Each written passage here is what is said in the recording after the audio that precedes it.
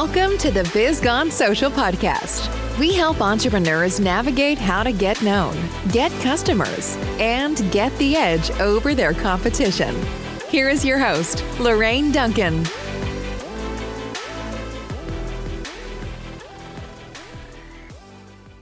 So here we are on the Biz Gone Social podcast, and I'm so glad to be here. And my promise to you, as always, is I want to give you a little bit of verbal caffeine that's going to energize your business. After all, don't you want to be the business that everyone's talking about? I know I do. And I want to welcome Nate Riggs. Welcome, Nate. Hey, how are you? Thanks for having me on, having a little chat. Yeah, I'm really stoked to have you here today. And could you tell our audience a little bit about what you do and who you are and who you serve? Okay, cool. So main thing right now is broker associate here in Jacksonville Beach, Florida. So dealing with residential property all along the coast here in Northeast Florida. Jacksonville is unique because the entire city of Jacksonville is the county of Duval. So it's big enough, and then it spreads to the surrounding 5 counties. If you maybe were in different parts of Florida, you wouldn't leave your zip code, but we end up in 5 different counties here. So it's a unique place to be doing real estate. Got a background in real estate, entrepreneur stuff with my parents, grandparents, and then a little bit of time in the Navy for 10 years. I guess that's a whole career. So, and then I'm here today. Awesome. Now, there's a lot of real estate companies out there. What makes you different from other real estate companies? Yeah, that's cool. A good question. The biggest difference probably is a quality over quantity type mindset. I started out in real estate a long time ago. I actually, as soon as I graduated high school, I went to college for real estate and marketing, found out you could get your license without a degree. So I did that. But just because it's simple doesn't mean it's easy. Excuse me. Just because it's simple doesn't mean it's easy. So I needed to acquire some life skills. So I ended up in the Navy for 10 years and then turned my license back on. As far as the difference goes, once I got back into real estate, the first stop was at a big box brokerage. So these are your national brokerages, known for their training, for their resources. And those are great companies to start, but they lend themselves to a business model that's kind of like a revolving door. People come in, they either get trained up or they find that they're at home there, or they go from one brokerage to the other every 2 years. So I stayed there for about 5 years before looking to maybe branch out, maybe start our own brokerage or find one to partner with. And that's exactly what we did at Someday Homes Realty in Jacksonville Beach. Rather than being a brokerage that wants a 250 agents, we're doing a lot of transactions. There's only 6 of us, but every agent is doing a high number of volume on units. And so we might be selling just as many homes as those 250 agents do, just because we're hitting a higher annual average of homes sold. So it's really a place where everybody there is very professional, very good at what they do. So when we lean on each other, we're able to provide a service to our customers that's really exceptional. That's awesome. There's a lot of real estate companies out there whose mission is probably to eliminate agents. What do you think that the future holds for real estate agents? Yeah, that's good. The future for real estate agents, there is some play, especially on the buy side. Anybody can, most of the contracts are kind of fill in the blank. But, just because something is fill in a blank doesn't mean you can't, for lack of a better word, screw yourself over if you don't fill in the blanks properly. I mean, you can go fill out divorce and child support paperwork, fill in the blank too. But most people use an attorney to do that, right? Because that's somebody who's an expert in that field that can guide you through it. So that's exactly what the agent will do. As far as the customer service level, I think especially once you get into the luxury market, where people are able to see the value in the service that isn't necessarily tangible, then that market will always exist. And this doesn't, I don't want to discount any bracket, but because there's also people in the, what wouldn't be considered a luxury bracket that are like, hey, I'd rather spend time with my family than deal with selling or trying to figure out where to buy my next property. So I'm going to enlist your help. I'm going to hire you for the job of making that easier, making that process smoother. Yeah. So now we're I don't know about Florida, but where I live, the inventory is very low. Yeah. Is that the same in Florida right now? Yeah, absolutely. Inventory is pretty low, so it's created a high demand. So, like for here in Jacksonville, if you're at the beaches, it's really hard to find a property. If you go inland, it opens up a little bit more, of course. That's just kind of how Florida is. The further you get from the beach, the lower the price, the easier it is. But of course, you come to Florida, like yesterday it was 104 degrees, and I mean it's a swamp. You want to be close to the pool, close to the beach, so those areas are very hot. Inventory, it's still not back up to a normal level, but a couple years ago it was drastically low. So how do you being, a business owner and being in charge of your company and everything, how do you encourage the other agents in your company? How do you encourage them in a market like this? Yeah. It can be a challenge. I think the team that we have, the agents we have at our brokerage, the 6 of us, very competitive. So just seeing another, a couple of the guys we're in today, and just seeing them do well motivates me to do well, or tracking their numbers makes me want to keep my numbers up. And so we're all leaning on each other, mainly from a competitive state. If you're at maybe one of those other box brokerages, it's going to be more centered around your weekly get together, sales meeting, the motivation side of it. We're kind of at a level where the motivation training doesn't really do as much for us. The data training and, really diving into the news and what's going on in the market so that we can broker that knowledge, right? That's kind of one of our biggest products, is brokering that knowledge to our clients. And it just kind of happens naturally with our group. It's fascinating to see that we can see it different, because a couple of years ago, you put a house on the market, there was a line out the door and they were selling. It didn't matter. It has become tougher. And I'm careful using the words tough, because it's not really tough in Florida. We're just back to normal in Florida, at least in Northeast Florida where we are. It feels like a normal market where, rather than putting a house on the market and it disappear overnight, we're at a normal, it's going to be on the market 60 to 90 days. The agent has to be experienced, have skill, and be able to market that property. So everybody in our office at Someday Homes is still maintaining 25 to 35 transactions a year, even though the market's down. And normal training will tell us that, hey, if you're sustaining as the market goes down, then that means you're actually growing. So you have to kind of keep that in your mind. Even though I'm doing the same level of production I did last year, a lot of people are doing less production. So that means we're actually growing, we're actually taking market share. And when it turns and comes back, that's when we will see the volume growth, or the numbers, the units growth. Right. Now, if you were, what would you say to somebody who's looking to buy a home in Jacksonville right now, or anywhere really? What would you say? What was one piece of advice that you can give them as a real estate person? Okay, probably get your ducks in a row, right? A lot of people, if they're shopping for a house, they don't want to do their loan application until they've found the house. Well, I would say you need to get your finances in order before you go to the mall, right?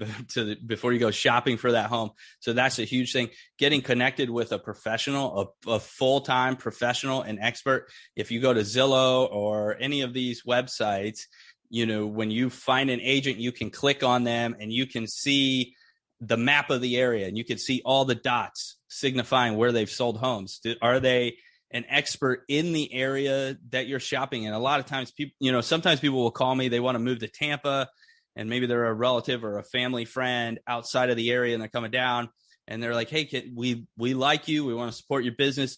Will you show us these homes? And an honest agent will say, hey, actually, I'm not an expert in that area. Let me help you find one who is, so you can hire them. And I understand you want to support my business, but I want you taken care of most of all. So you should look for that. If, it's great to have a friend and a relative and all that, but when you come to an area, you should always find the professional. At the end of the day, it's your wallet. So keep that in mind. Yeah, I absolutely agree with that. I'm first of all, I want to thank you for your service. And so how did being Thank in you. the service, train you for life? How did it, what did you learn by being, in our armed service that would, transfer it over to this business today? So one of the big things, and I can go back in my own memory of selling homes when I was in my early 20s selling real estate compared to when I was in my early 30s selling real estate with that 10-year service in the middle.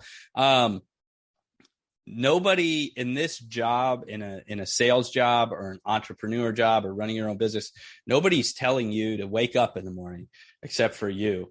Right. So you've got to get up, you've got to do what you got to do. You've got to analyze what you need to do. You've got to decide what courses you're going to take to study what is going to be value. Right. And that can be very challenging when you go into the military, like you're showing up for work at least Monday through Friday. And if you're on deployment, that's 8 to 10 months of round the clock 24/7 work. So for me, waking up and getting into the office every day, easy. For me, self-starting, going through the motions, it's very easy. Even communicating with people, a lot of young agents, maybe entrepreneurs, maybe business people are, it could be nerve-wracking to pick up the phone and call somebody. You've got to make a sales call. You've got to generate leads for your business. And that's one of the things that people struggle with the most. Well, I had a pretty intense job in the military, and if I could do that, then it's pretty easy to make a phone call, right? Absolutely. So I'm going to switch gears here a little bit because there's a lot of people on the line are people who own their own businesses. Sure. What is it that you love about being in business for yourself? What do I love about being in business for myself? Probably the control, and it's not necessarily the control that most people on the outside think. The control of my finances, they're directly related to the effort I put into the job. If I put in a high effort, I'm going to see the results. If I'm slacking, then in 3 months, guess what? I'm going to see the results of that week that I didn't work that hard. So I really like that. I do love tracking the data. I built a couple spreadsheets that are our pipeline of business, who are our incoming customers, who are outgoing customers. I love to see how the numbers work. If I call this many people, then this many will answer. If this many answer and I do this good a job, I'll have this many sales. So that really fascinates me, where when you're in the military or whether you're just working a 9 to 5, you may have some of that, but not really. You go in, you do a task, and then you leave. And it's, what I mean? You're not really full service strategizing and figuring it out and then getting it done and then getting the reward of seeing the results. Absolutely. We always talk about, I'm going to flip this a little bit. We always talk about, at least my friends do, they think it's so amazing and cool that I have my own business, the glamour of it all. That's all they really see. But there's day-to-day struggles. What would you say is one of your biggest struggle in working for yourself? Okay, so the biggest struggle is going back to the phone. There's another side of the phone. It's easy to schedule, hey, every morning at 8 a.m., I'm going to hit the phone. But what's not easy is Friday at 4 or 5 or 7 p.m. when the phone rings, and you know that if I don't respond to this call within 5 minutes, 50% chance I don't get the sale. So if I'm in the middle of family dinner or something and I need to make sure I'm doing my numbers, I'm going to have to answer that call at 7 p.m. Or that's Friday night. What about all day Saturday and Sunday? Your weekends are not really sacred to you anymore until you're at a level where you can get the right team to support you. But, I've got 2 failed admin hires, 2 buyer agent failed attempts. And so it's hard to find the right person, because the hardest part is once you get to a level of, it's a maybe above average level of production in your craft or in your field or whatever it is, but you're not at a high enough level to hire the right talent to help support you. You have the motivation. It means the world to you to go complete the task, get the job done. But when you start talking about hiring someone to help you, you get to a level where you're juggling between your customer service and your time. If I bring on one or two more clients, am I going to be able to provide them the right customer service? And I've found that it's kind of unavoidable through interviewing other business people, entrepreneurs, small business owners, salespeople. They get to a point where, hey, I'm doing 25 sales. That's when my customer service dropped, but I couldn't afford to hire the right talent till I was hitting 35 deals annually or whatever it may be. And so I think you're going to run into that gap where if you don't push through it, and if you don't push through it quick, you could really burn yourself out, and you could burn your business out because, again, that's where you're trying to balance customer service and growth and everything else all at one time.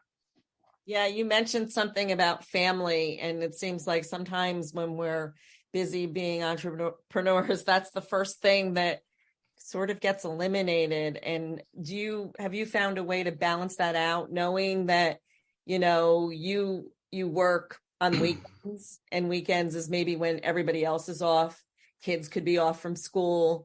What is your biggest tip for trying to balance family and being in the type of business that you're in? It's a good question, because the whole reason a lot of people get into working for themselves is to spend more time with their family. And then they find that it's taxed maybe more than their other job. You do have to get to a place where at a certain time, the phone goes in the bedroom on the dresser and you're out in the living room or on the back porch with your family doing that quality time. Don't fall into the trap of thinking that just sitting in front of the TV is quality time either. Like, do some activities, and no matter how tired you are, you got to pour into those kids, or else it won't be worth it in the end. It's great that we want to create a better life for our kids maybe than we had, and we want to build generational wealth and all these things that being a business owner lets us do. But if you do it at the sake of costing you the relationship with your family, then what was it worth, right? Those are big things I do. I try to make sure that I take at least Sunday off, and that is a day where we try to rest or hang out or go by the pool and do things. But if I see, and being wise about your schedule, if I know, hey, there's a high opportunity, maybe I just launched something new, or I just lowered the price on a house. So I know that that's going to create activity this coming weekend because I just sent out some marketing campaign that is going to yield results. Then the days leading up to that, okay, there's nothing on my schedule Thursday. So Thursday, I'm going to make it a day where I just tuck my phone away. And if I miss a call Friday morning when I get to the office, hey, be honest. Hey, I didn't have the opportunity to get back to you. I took a family day yesterday since we have a busy weekend coming up together, you and your client or whatever. That's awesome. Awesome. Really insight. That's awesome insight. As a leader of your family, how do you ensure that each member is achieving their full potential? Yeah, this is good. I think, we have three children, each one of them is a little bit different. So one, actively just watching them and just studying them and seeing how do they react differently? How do they react differently to either discipline or encouragement, or how do we shape that? So I think for one, just studying, taking the time just to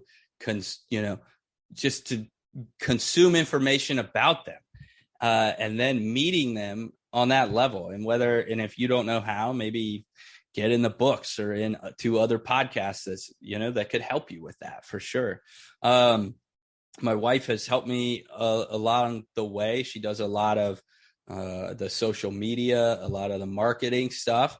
And, I've continued to build her up and encourage her. And in fact, she just recently got her license too. So I said 6 earlier, but I guess I forgot it's actually 7 people now in the sales team arena. And so I think that's good for her. And that's always been for me, I'm like, I'll give you the tools, but only if you want them. I don't have to push them on you. I don't have to, you don't have to be involved, whatever level you want to be, do it, but I'm going to push you once you're there. Same thing for kind of the kids. Yeah, great little insight there too. So I want to ask you one final question, and it's kind of would be a universal thing, meaning I would love you to tell my audience probably one of your best tips or some advice, just one thing that will help them move forward in their business. The one thing that will help you move forward, I would say whatever your business is, I know for me, I've got to have the most important or the most challenging things earliest. As soon as you get to the office, knock them out, whether those are the first calls you got to make. And for me, believe it or not, the calls aren't what bother me the most. It's like answering emails, So like first thing in the morning, let me knock out all the important emails. And then I jump on the phones. And by 11 o'clock or noon, if I decided to pack it up and go home for the day, I have done the most important part of my job. If I pick up appointments in the afternoon, great. If I pick up family time in the afternoon, even better. But I say knock out those priorities, those best things, the most important things early in the day. Thank you so much. I really appreciate you. And I would love if somebody resonated with you today, how would they get in touch with you? Okay. The best way to get in touch with me, just go to nateriggsofficial.com. And so whatever world you live in, if you're an Instagram person or a YouTube person, or you like email communication, that's where it's at, nateriggsofficial.com. At the top, you can see links to my blogs, all my social medias, and there's even a contact card. So if you want to do it that way, you fill out a contact card, put something in the notes that you heard me on this show, and I'll absolutely get in touch with you. My favorite platform personally is Instagram, though, at Nate Riggs Official. I live in the DMs. And so if you message me there, for sure, I'll get in touch with you. Great. Thank you very much. And till next week, everyone, I'll see you soon. Thanks for listening to the Biz Gone Social podcast. Find us on Instagram at Biz Gone Social for extra tips. Check back weekly for new episodes. Until next time, stay social.